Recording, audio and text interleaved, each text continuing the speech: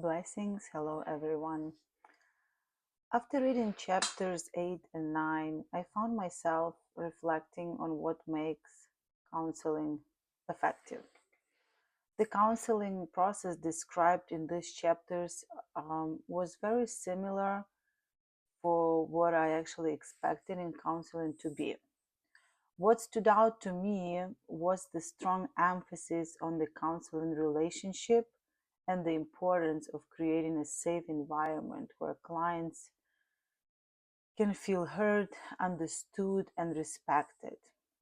As I was reading, I was reminded of Romans 12:9, which says, "Let love be genuine." To me, this really connects closely with the counselor characteristic discussed in these chapters. Clients can often tell when someone is simply using techniques from the books that we remember, right? Or if someone is really genuine. Speaking about genuineness, it reminds me of Galatians 6:2 that says, "Carry each other's burdens, and in this way you will fulfill the law of Christ."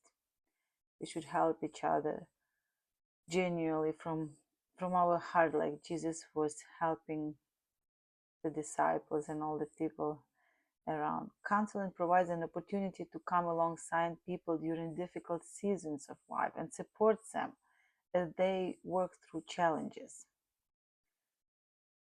The counselor characteristics that stood out to me that I think is very important was empathy, genuineness, and unconditional positive regard. I also noticed several important counseling skills, including active listening, attending behaviors, paraphrasing, reflecting feelings, and summarizing. These skills, I think, help counselors to build trust and communicate understanding while encouraging clients to explore their thoughts and emotions more deeply. As I reflected on the approaches discussed, I noticed many characteristics that seem consistent with, I think, person-centered therapy. The emphasis on empathy, acceptance, and authentication reminded me of Carl Rogers' approach. At the same time, I believe these skills are valuable regardless of a counselor's theoretical orientation because a strong therapeutic relationship is essential in any counseling setting. Also, if I could ask one question for the counselor, I would ask how they decide when to simply listen to your client and when to become more active and challenge the client with questions.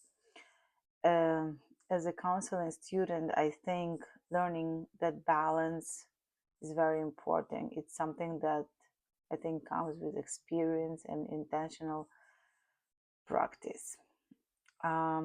Overall, chapter 8 and 9 reinforced for me that the effective counseling is built on both relationship and skill. And the